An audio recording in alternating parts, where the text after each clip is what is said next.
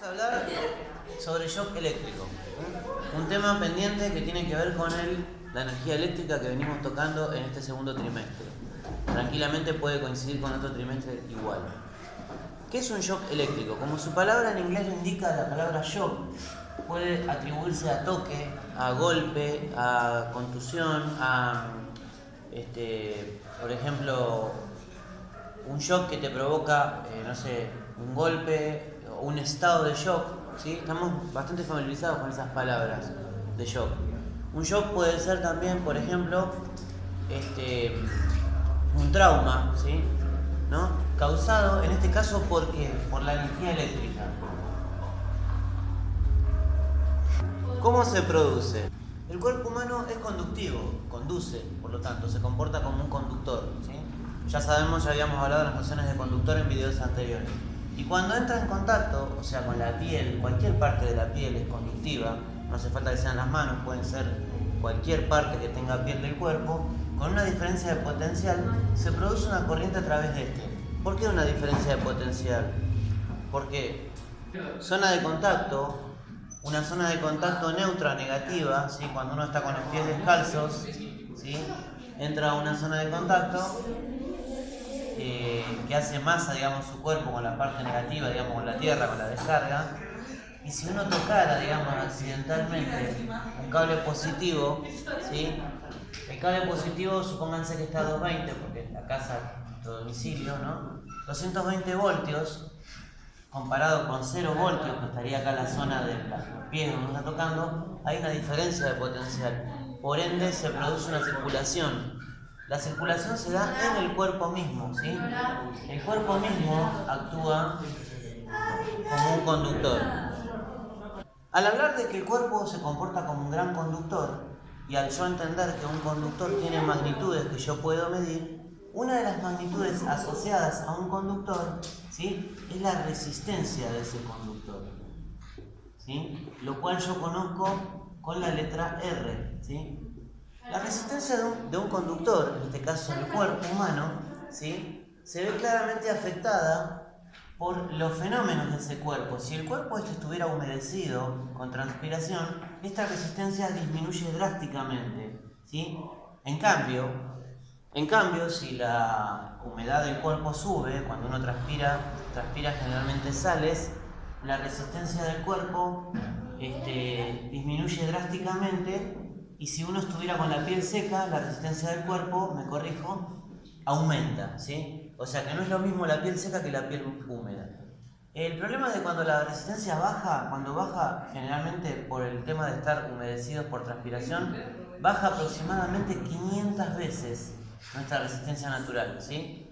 O sea que eso hace también que al bajar la resistencia, y por lo que nosotros conocemos de la ley de Ohm, que decíamos que la intensidad de circulación de carga tiene que ver con el voltaje y la resistencia, al bajar este número, ¿qué pasa con la intensidad? Automáticamente crece porque está en relación inversa, ¿sí? Al crecer la intensidad, ¿sí? Ocurre lo siguiente: nuestro cuerpo admite hasta un punto cierta intensidad que es peligrosa para el cuerpo en sí. Nosotros tenemos nuestro sistema, ¿no?, circulatorio, que tiene su órgano principal, que es el corazón, ¿sí?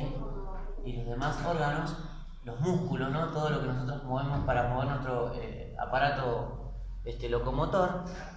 Y ese sistema, todo el sistema locomotor, digamos, se ve afectado recién por 10 miliamperes, ¿sí? 10 miliamperes, o sea, 0,010, ¿sí?, amperes, son suficientes como para inmovilizar algunas partes de los músculos del cuerpo.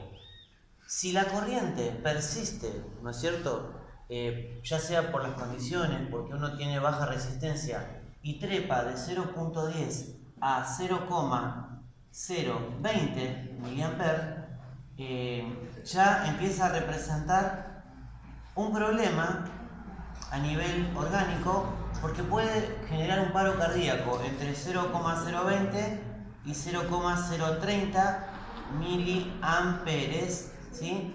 Comienza también una parálisis en los músculos de la parte torácica, o sea, uno se puede tranquilamente ahogar también porque no puede respirar. Y todo esto conlleva a lo que yo conozco como paro cardíaco.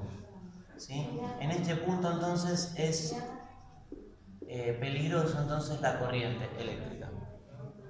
Factores de riesgo. ¿Cuáles son los factores de riesgo que incrementan el riesgo de una electrocución o de un shock eléctrico? Andar con los pies descalzos, o sea, tocar la ladera, la ropa, dispositivos de chapa, ¿no? Con los pies descalzos. La transpiración, que ya sea del cuerpo o mojado por agua, no sé, puede estar mojado por la lluvia, cualquier cosa de esas. Y el voltaje elevado, eso no habíamos hablado. ¿Por qué el voltaje elevado también es un riesgo? Porque una pila de 1,5 voltios o dos pilas no me pueden dejar electrocutado. En cambio, cuando yo hablo de voltajes, como por ejemplo el de la casa, que es 220 voltios, ya eso hace más peligroso y más proclive a que circule mayor amperaje por nuestro cuerpo cuando quedamos en electrocución. Prevención. Para hablar de prevención, podemos hablar de prevención en nuestra casa, ¿no? Porque los accidentes estos son de tipo domésticos.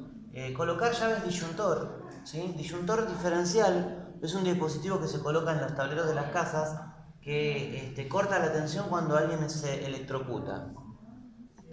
Otra de las medidas que podemos tomar en nuestro hogar es el cable de descarga a tierra, el famoso llamado cable que va conectado a una jabalina, ¿sí? También se conoce como jabalina. ¿En qué consiste esto? Consiste en un cable que recorre todos los tomas de la casa conectando la tercer pata, ¿sí? La tercer pata, básicamente, que viene provista en la mayoría de los artefactos eléctricos nuevos, ¿sí? Trae una tercer pata abajo. Esa pata se llama pata de descarga a tierra porque la mayoría de los artefactos traen una descarga de la carcasa en esta pata.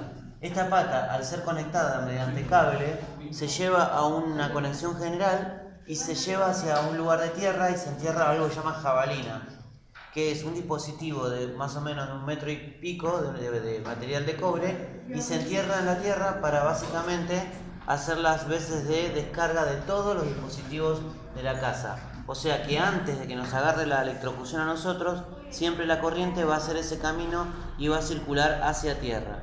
Otra de las cosas que se pueden hacer en la casa es que la instalación en sí esté en buenas condiciones con sus correspondientes protectores, o sea, las tapitas de luz, los enchufes, que nada esté, digamos, expuesto al aire, que uno pueda sin querer tocar, sin querer una parte pelada de algún cable de la instalación recalentar.